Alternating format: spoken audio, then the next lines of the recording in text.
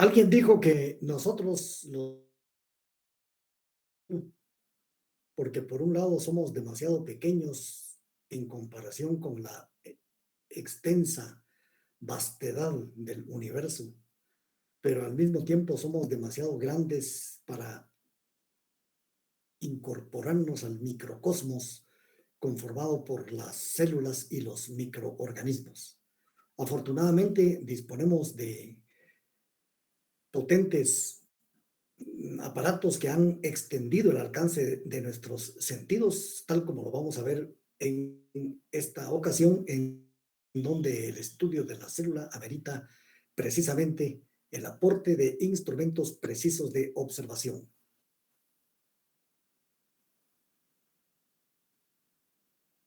Antes de que existieran las células, existieron unas estructuras que los científicos han denominado protobiontes. Los protobiontes son entonces estructuras antecesoras de las protocélulas conformadas por membranas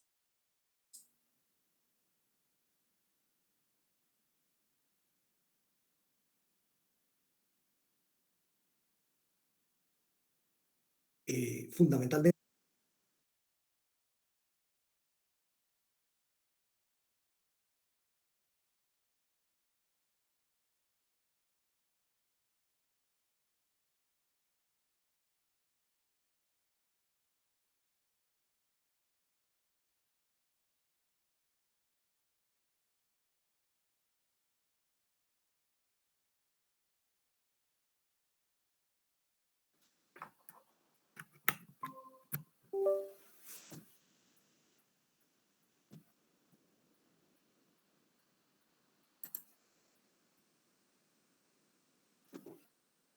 Hay mala señal, sí, aquí tengo yo mala señal.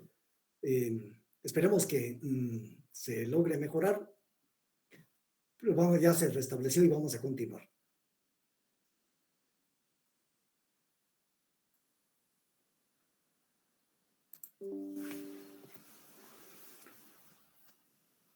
Entonces, de los protobiontes se pasó a las protocélulas y de las protocélulas, entonces, hace 3.800 millones de años que aparecieron las primeras células en la Tierra. Hay dos tipos de células, las procariotas y las eucariotas. Las procariotas son las primeras células, tal como la palabra lo dice, procariota. Pro quiere decir antes de, carión quiere decir núcleo, antes del núcleo. Es decir, que estas células carecen de núcleo, es la característica principal. Otra característica que presentan es que estas células carecen de la mayor parte de organelas que son propias de los organismos que no son los unicelulares. De manera que cuando hablamos, por ejemplo, de bacterias, estamos hablando de células procariotas, carentes de núcleos y de la mayoría de organelas. Por su parte, las otras células son las eucariotas, que son las que aparecieron posteriormente a las células procariotas, por lo menos unos 1.000 millones de años después. Característica principal de estas es que poseen un núcleo que encierra el material genético y además presentan una serie de organelas diferenciados, tales como el aparato de Golgi, las mitocondrias, los plastidios, etc.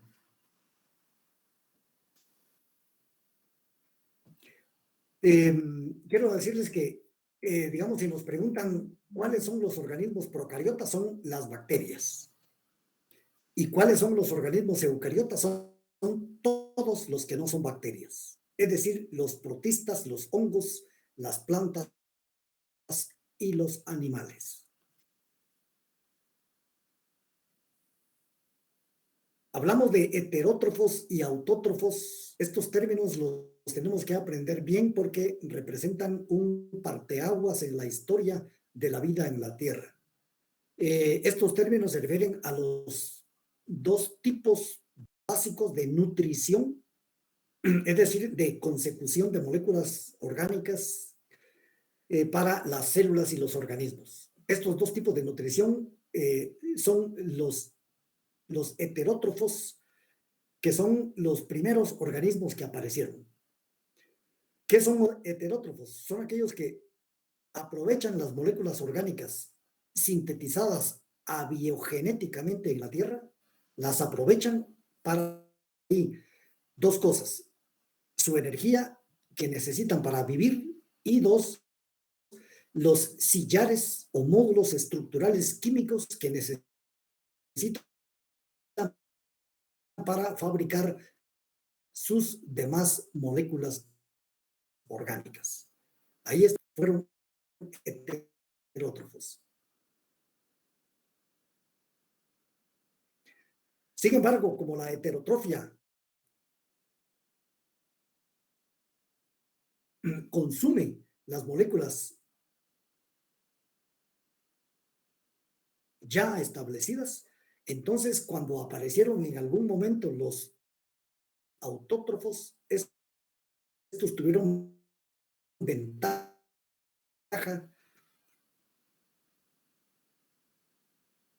sobre los heterótrofos. ¿Por qué ventaja? Porque estos, por la palabra autótrofos, son aquellos que la capacidad de elaborar, de fabricar, de sintetizar sustancias a partir de alguna fuente de energía. La principal de energía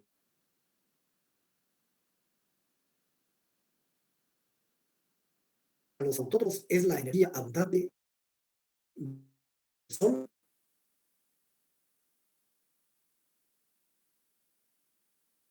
que es la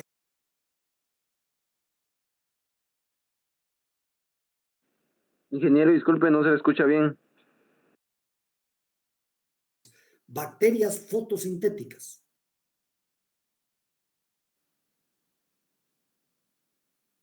¿Quiénes son heterótrofos? Son todos los que no son los anteriores mencionados.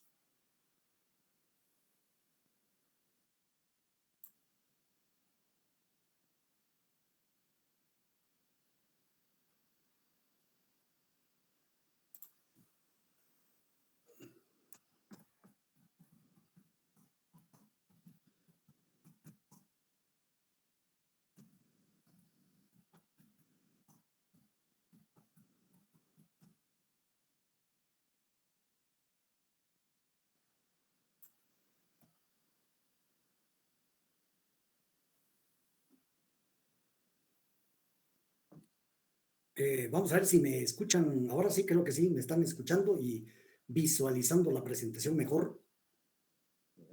Sí, se le escucha, Bueno, ingeniero. vaya, muy bien. Alguien me sugiere ahí apagar. Bueno, ¿saben qué pasa? Que la tarde de hoy he estado con dificultades técnicas acá, fuera de mi voluntad. Entonces, alguien me sugiere ahí apagar la cámara. Bueno, está bien, vamos a apagar la cámara y vamos a... voy a hacer una cosa, voy a intentar apagar la cámara y salir de la presentación y regresar luego. Así que me esperan por lo menos unos 60 segundos, por favor.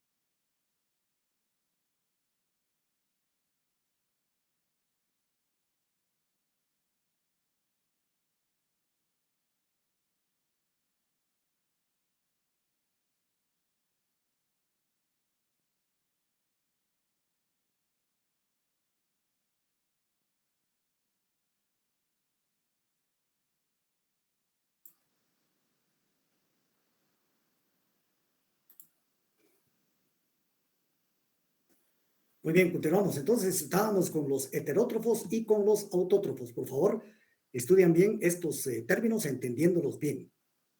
Sigamos.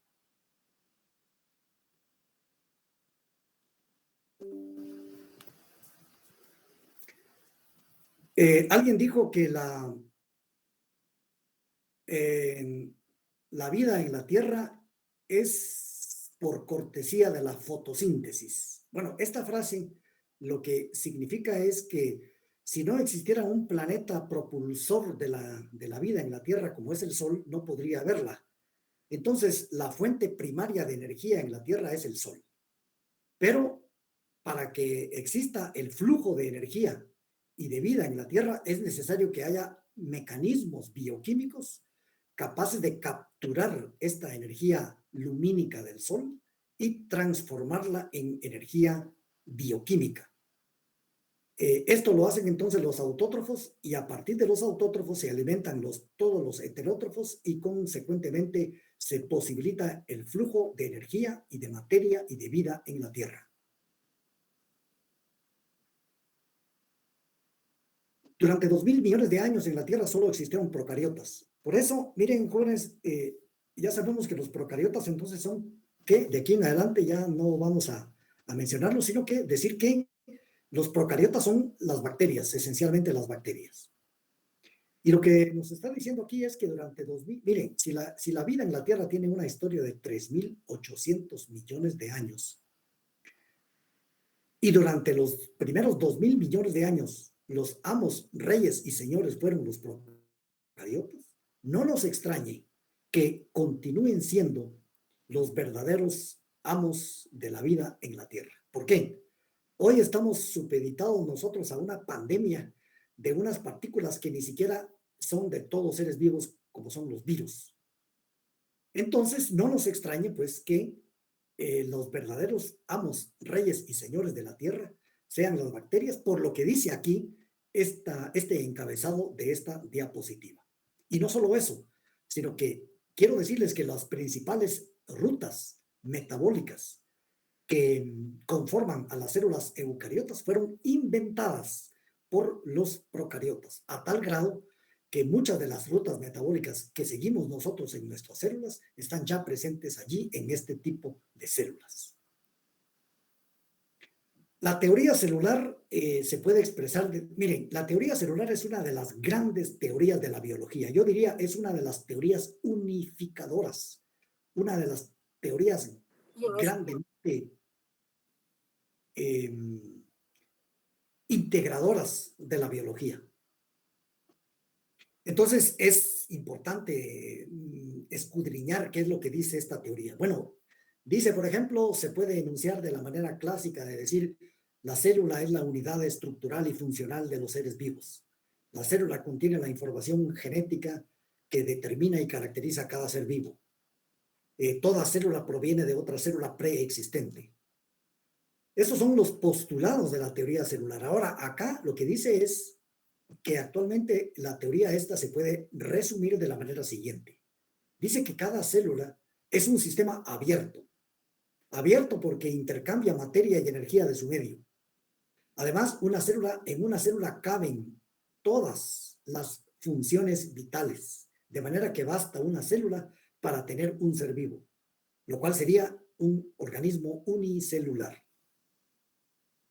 Por ejemplo, el Paramecium, que es un organismo de agua dulce. Este organismo está formado por una sola célula y esa sola célula contiene, lo que dice ahí, ¿verdad?, de la teoría celular, contiene o se basta para contener todas las funciones vitales necesarias. Hay una científica estadounidense, Lynn Margulis. Vamos a ver qué fue lo que hizo ella, cuál fue su aporte. Muy bien. Lynn Margulis. Ella formuló lo que se conoce como la teoría endosimbiótica. Es una gran teoría en biología porque lo que explica, ¿verdad? Si nos preguntaran, ¿qué es lo que explica la teoría endosimbiótica? La respuesta es, explica cómo se originaron las células eucariotas a partir de las procariotas. Muy bien, ¿cómo lo explica? A través de un mecanismo de endocitosis o fagocitosis, que quiere decir que una célula grande engulle a otra, pero sin destruirla, sin digerirla. Entonces la engulle, la captura, pero sin destruirla. Y de esa manera Entonces, tal como está aquí dibujado en esta secuencia de dibujos, dice que una célula procariota grande engulle a una célula procariota pequeña. Y el resultado es que esta procariota pequeña se convierte en una mitocondria. Y entonces ya la célula procariota grande ya contiene una mitocondria. Luego puede engullir a otra célula procariota pequeña y constituir un cloroplasto. Por lo tanto, estábamos con una célula que carecía de estos organelos y ahora ya los tiene. Esta es la teoría endosimbiótica. Entonces ya sabemos aquí dos cosas. Primero, ¿qué es la teoría endosimbiótica? Y segundo, ¿qué explica?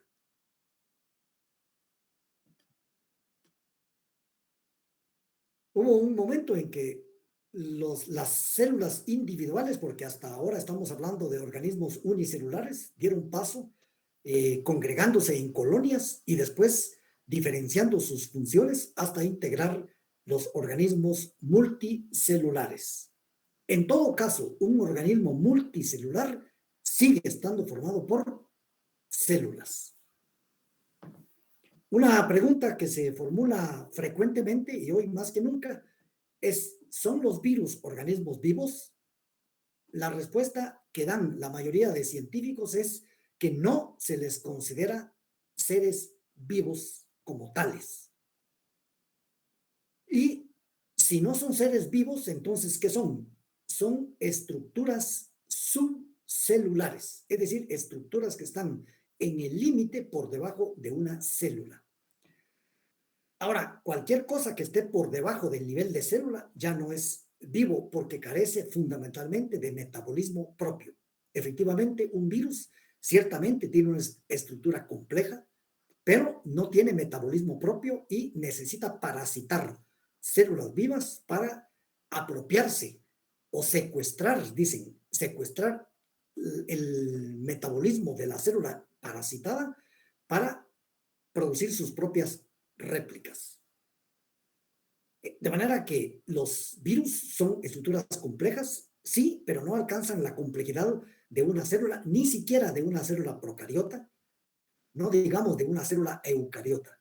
Miren que los virus, por ejemplo, este del VIH está formado por una cubierta, que es una cubierta lipídica, como muchos virus, ¿verdad?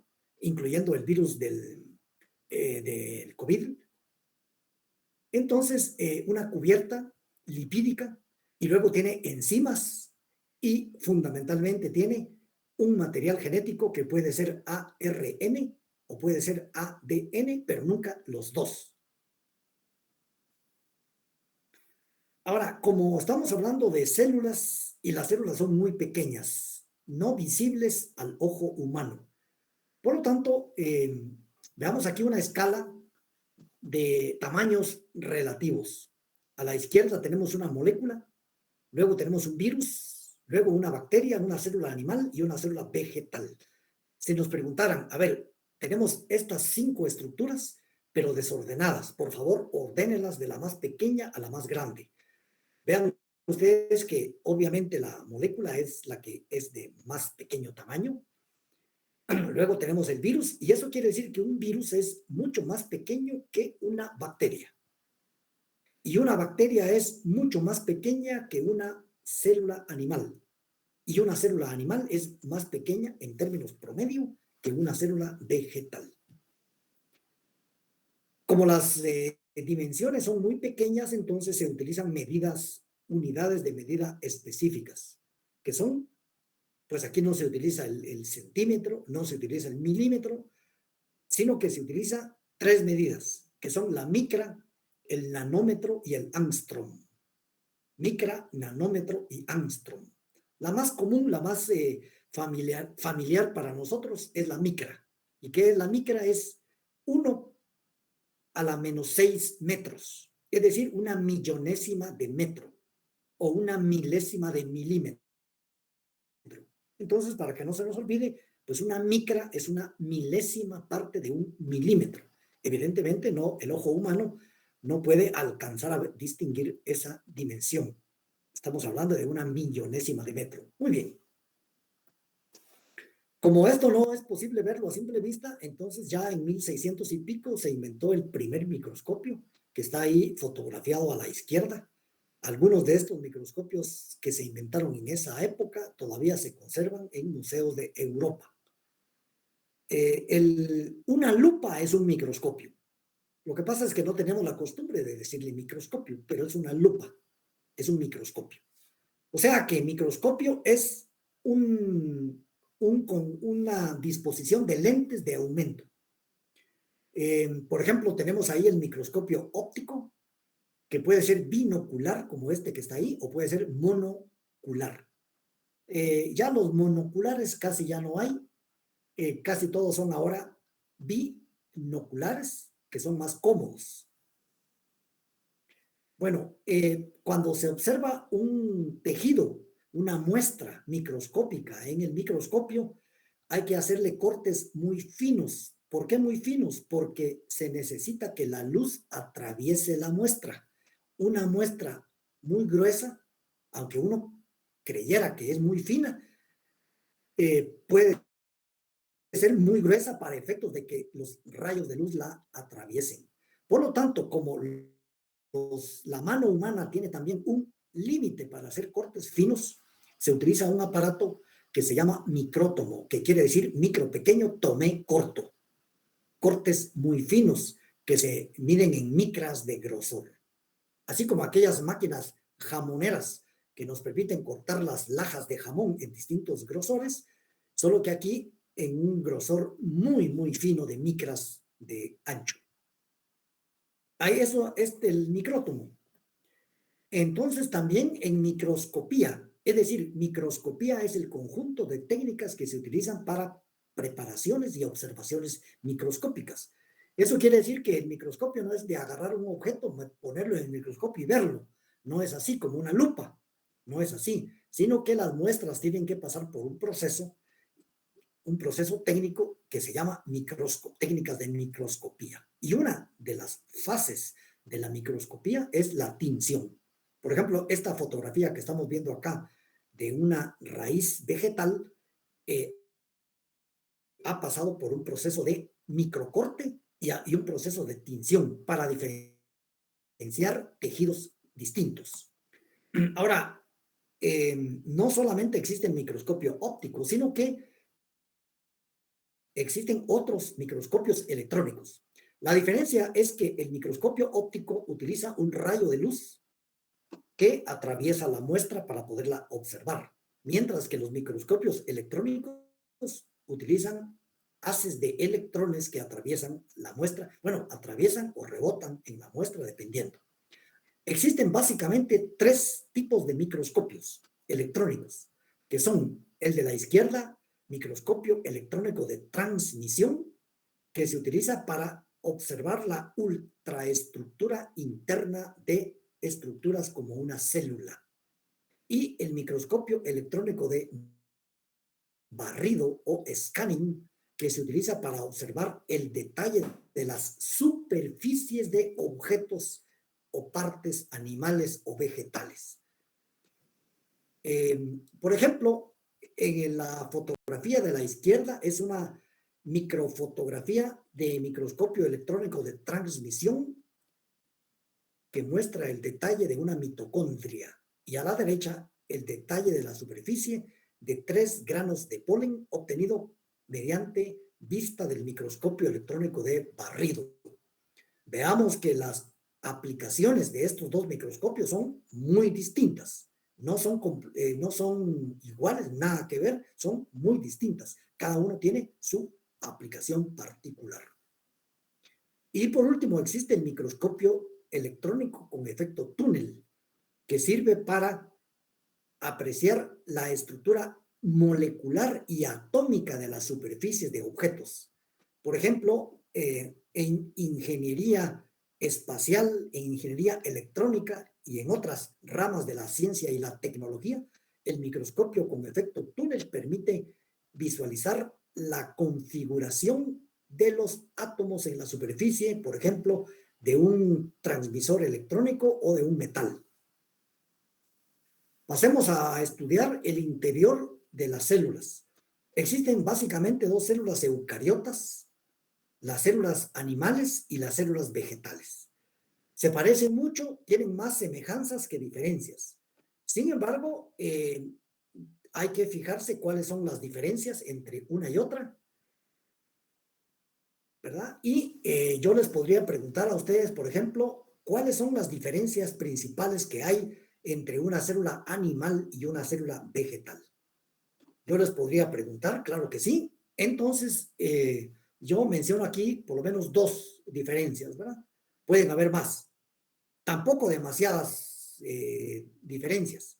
Como les digo, hay más semejanzas que diferencias. Pero una diferencia es que las células vegetales poseen pared celular, además de membrana, mientras que las células animales poseen solo membrana celular. Segunda diferencia, las células vegetales poseen vacuolas, las células animales carecen de ellas. Tercera diferencia, las células vegetales carecen de centriolos y centrosomas, y las células animales poseen ellos. Y una cuarta y última diferencia, la célula vegetal carece de cilios y flagelos, y las células animales los pueden poseer. No toda célula animal posee cilio y flagelo, pueden poseerlas. Aprendámonos bien esta configuración de una célula en general. Dice que la célula contiene lo que se llama protoplasto. ¿Qué es el protoplasto? Es la sustancia viva que contiene una célula. O sea, una célula está hecha de protoplasto. Pero, ¿de qué está, digamos, desagregando el protoplasto? Dice que tiene dos partes. El núcleo, bueno, si es una célula eucariota, ¿verdad? Entonces contiene el núcleo, que adentro del núcleo está el material genético, y además contiene el citoplasma. Y el citoplasma tiene tres cosas, o está hecho de tres cosas.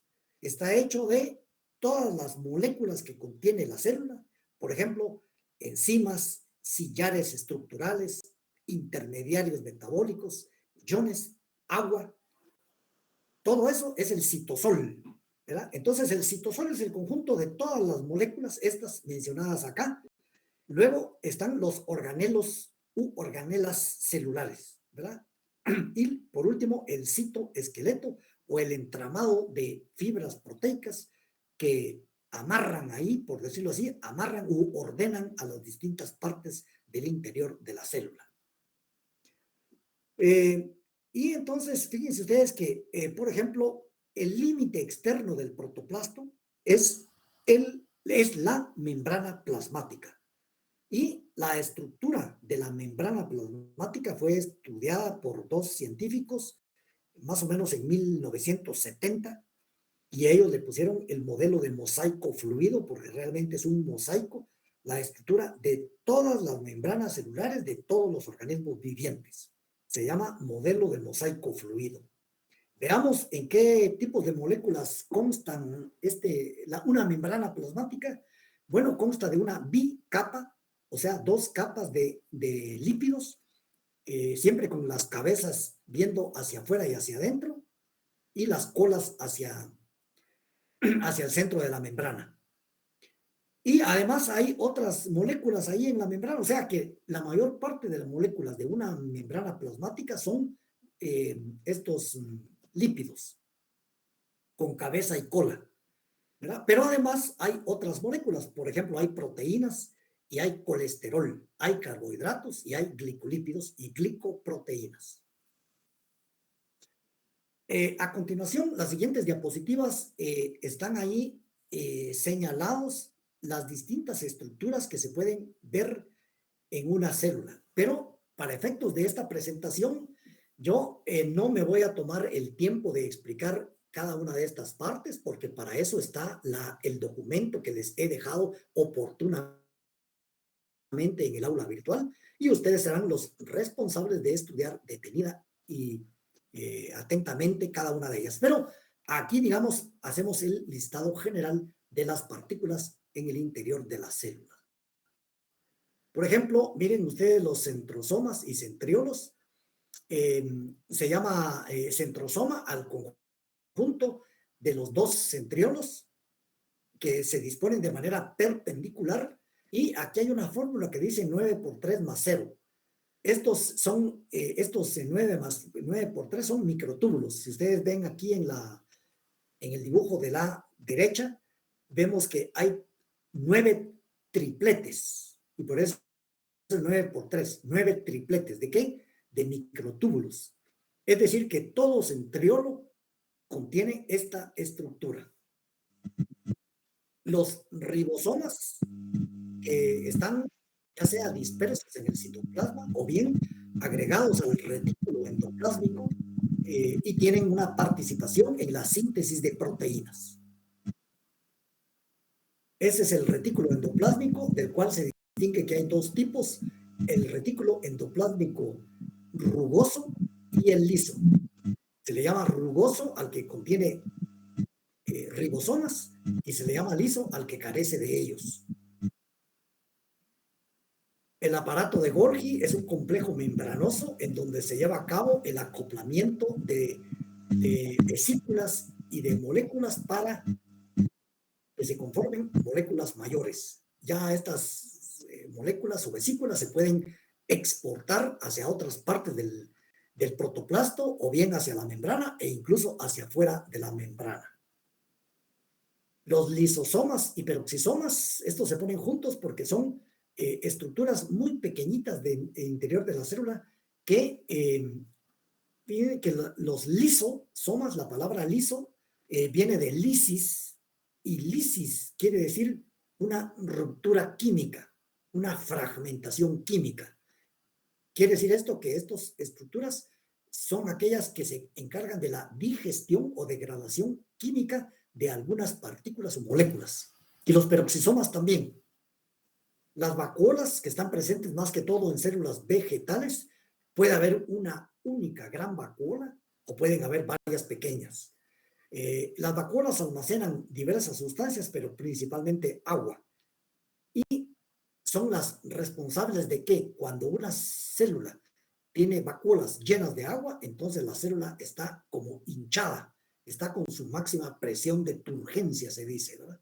Cuando la vacuola pierde agua, entonces la membrana se retrae y se dice que la célula está flácida. Las centrales energéticas de las células son las mitocondrias. ¿Por qué les dicen centrales energéticas? Bueno, porque es en el interior de las mitocondrias en donde se lleva a cabo la respiración celular. Y aquí quiero explicar brevemente qué debemos entender respiración celular, porque este es un concepto distinto del concepto que traemos, ¿verdad? Y es el de la respiración como sinónimo del intercambio de gases. Yo respiro oxígeno y exhalo dióxido de carbono. No, en este caso, como bien dice un científico, fíjense bien, nosotros respiramos moléculas orgánicas utilizando oxígeno. Miren qué interesante. Repito, nosotros respiramos moléculas orgánicas utilizando oxígeno, porque somos organismos aerobios. ¿Eso qué quiere decir? ¿Qué papel juega el oxígeno? El oxígeno juega el papel de aceptor de electrones en el proceso de la respiración celular. ¿Pero dónde ocurre la respiración celular? En el interior de las mitocondrias. Eso quiere decir que células metabólicamente muy activas tienen una mayor cantidad de mitocondrias, tal como la diapositiva siguiente nos lo ejemplifica. Y de manera muy bien. Miren ustedes, este es el dibujo de un espermatozoide. Y vean ustedes la cabeza que tiene ahí, el núcleo en color morado, ahí está el material genético. Es lo único que entra, por cierto, al óvulo, solo la cabeza, perdón, ni siquiera toda la cabeza, sino solo el núcleo, que es lo que interesa, porque ahí va el material genético. Muy bien, pero inmediatamente después del núcleo, ¿qué es lo que sigue? Bueno, está en el centriolo. ¿Y qué es lo que sigue? una fila de mitocondrias. Y con esto lo que estamos ejemplificando acá es que esta célula que tiene un movimiento fundamental por el papel que cumple, entonces necesita mucha energía para su desplazamiento y esto lo obtiene a través de las mitocondrias. Por lo tanto, hemos visto acá, ejemplificado, el papel que tienen entonces las mitocondrias. Y ahora ya sabemos por qué les llaman las centrales energéticas de la célula. Muchas células contienen, como por ejemplo, ¿verdad? El espermatozoide, muchas células contienen cilios y flagelos. Por ejemplo, muchos protistas, algunas bacterias contienen cilios o flagelos. Y dice que la estructura de un cilio y flagelo lleva la fórmula 9 por 2 más 2. Es decir, que está conformada, digamos que un cilio o un flagelo es, bueno, la diferencia que hay entre un cilio y un flagelo es que el cilio es mucho más pequeño, como un pelito fino, y el flagelo más grande. Por lo demás, tienen la misma estructura, 9 por 2 más 2, es decir, 9 duplas o 9 parejas de centriolos periféricos más una central. Ahí están, miren ustedes, una bacteria que tiene cilios y además tiene flagelos. ¿Para qué le sirve esto? Para desplazarse, para movilizarse. Otro organelo de las células, sobre todo de las células fotosintéticas, son los cloroplastos. ¿Quiénes poseen cloroplastos? Bueno, por supuesto las plantas, pero también los protistas fotosintéticos y las bacterias fotosintéticas. Vemos que un cloroplasto diagramatizado tiene una estructura en forma de interna en donde aparecen como pilas de monedas. Estos son membranas, claro, esto está diagramatizado, ¿verdad? Son pilas de membranas que contienen allí molécula de clorofila y todo el complejo enzimático que se necesita para que ahí se lleve a cabo la reacción de la fotosíntesis, que es como lo vimos en una diapositiva anterior, que dijimos que era la fotosíntesis, es la reacción gracias a la cual se mantiene y propulsa la vida en la Tierra, nada menos y nada más que eso. Esta es la ultraestructura entonces diagramatizada de un cloroplasto, nos la vamos a aprender bien. Lo que hay que ver ahí es que estas pilas de sacos aplanados son lo que se llama grana, etc. Luego tenemos el núcleo de las células eucariotas, tenemos el núcleo. Vean ustedes que la membrana del núcleo se prolonga, se extiende, es continua con el retículo endoplasmático. Por lo tanto, el retículo endoplasmático es lo mismo que la membrana nuclear. Lo que pasa es que para poder organizar el abordaje de estudio de la célula, lo separan. Entonces dicen la membrana nuclear y el retículo endoplasmático. Pero aquí estamos viendo que es una continuidad. Efectivamente, y es más, diríamos, toda la célula es una continuidad, es un continuo, es una estructura, es una organización.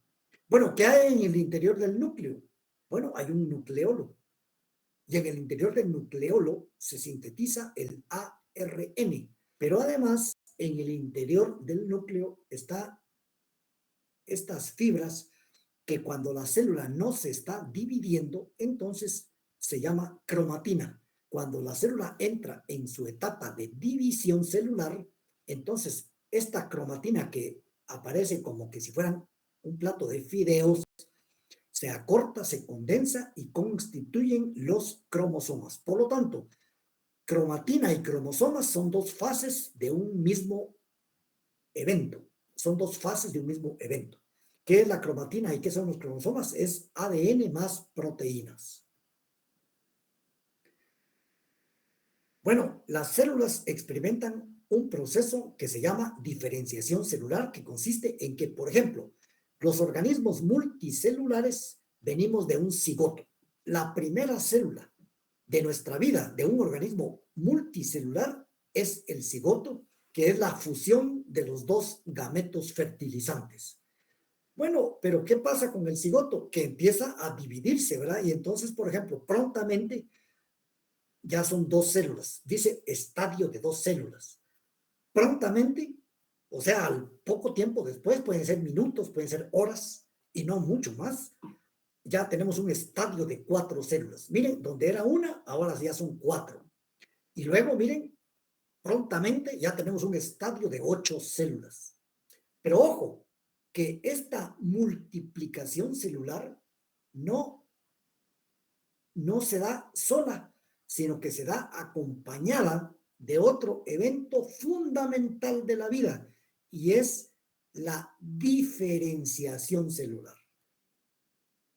O sea que aquí estamos hablando, evidentemente estamos hablando de multiplicación celular, lo cual se explica por sí solo, pero el otro evento es la diferenciación celular, que consiste en que algunas células adoptan diferenciación particular, adoptan una especialización particular que las diferencia de otras células que a su vez se están diferenciando en otra línea.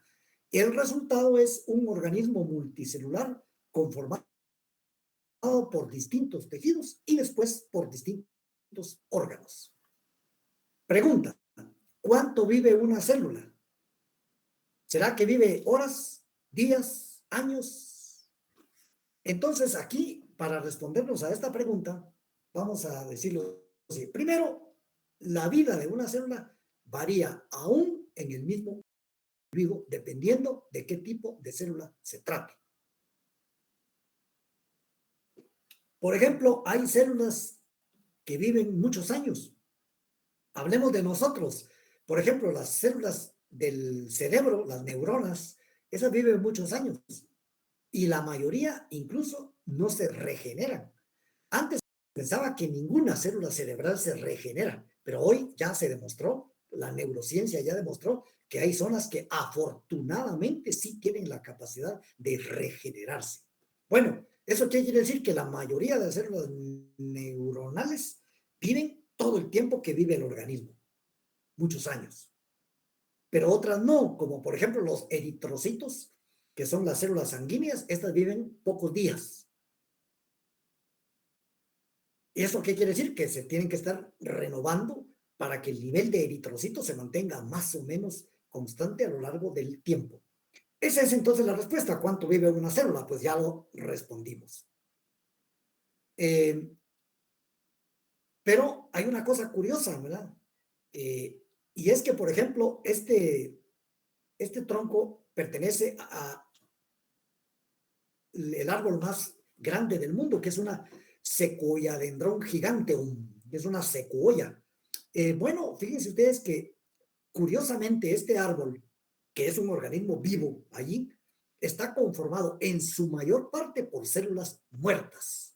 Esta paradoja a mí me llamó mucho la atención y la incluí en un escrito que hice por ahí, del hecho de que la paradoja es que los organismos de mayor envergadura en la Tierra están conformados en su mayor parte por células muertas. Y esto no es solo cierto para la secuoya de giganteum, sino para todos los árboles, porque la mayor parte de su tejido es madera, y la madera son células funcionales, pero muertas.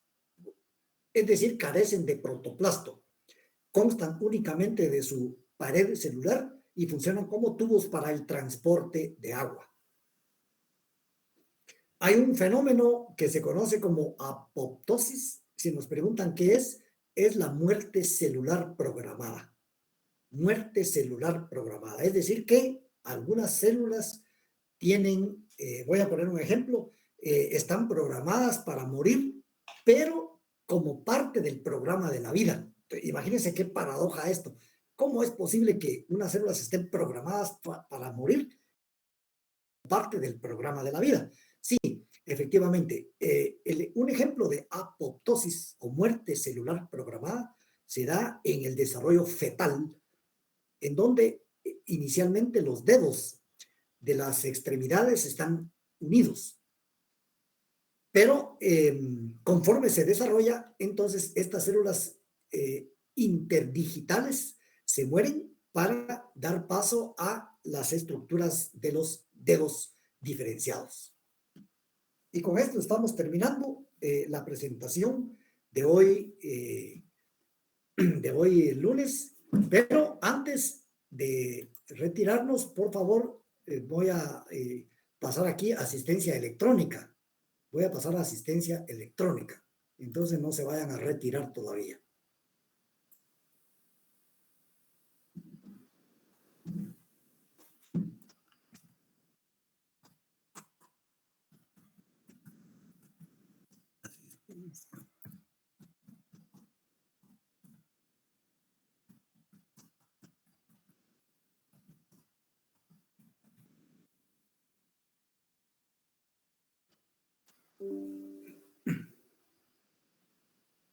Muy bien, entonces estamos ahí, jóvenes, y no sé si tienen alguna pregunta relacionada con la presentación de hoy, con el tema de hoy.